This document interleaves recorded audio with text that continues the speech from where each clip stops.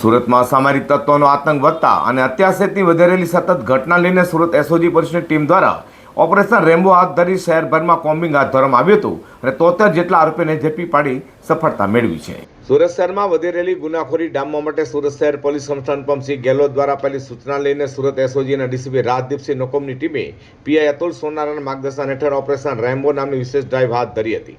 શહેરમાં વધી રહેલા મારામારી, લૂંટ અને હત્યા જેવા ગંભીર ગુનામાં વપરાતા ચપ્પુ, રેમ્બો છરો, ખંજર અને તલવાર જેવા હથિયારો સામે કડક કાર્યવાહી કરવામાં આવી.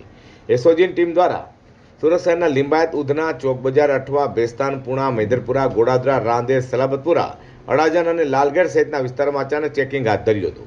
ચેકિંગ દરમિયાન કુલ 72 આરોપીઓને ઘાતક હથિયારો સાથે ઝડપી પાડવામાં આવ્યા હતા. ત્યારે એક તડીપાર આરોપીને પણ પોલીસે ઝડપ્યો હતો.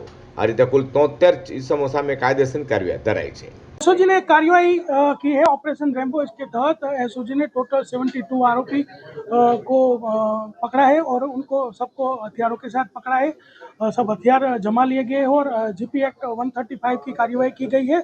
इसमें एक तड़ीपार भंग का 142 का केस भी किया गया है और आसिफ तलवार करके जो गुस्सीटों का डबल मर्डर का आरोपी वो भी पकड़ा गया है और एक डिंडोली का जो वांटेड आरोपी था अरबान आलम खान पठान जो मारामारी के गुने में वांटेड था उसको भी पकड़ा गया है। ये पूरी कार्यवाही एसओजी ने की है और ये कार्यवाही आगे भी जारी रहेगी. વધુમાં પકડાયેલા આરોપીઓ અગાઉ હત્યા, ડબલ મર્ડર, મોબાઈલ સ્નેચિંગ, લૂંટ, ચોરી, ડ્રગ્સ અને ગુસ્સીટોક જેવા ગંભીર ગુનામાં સંડોવાયેલ હોવાનું પણ સામે આવ્યું છે.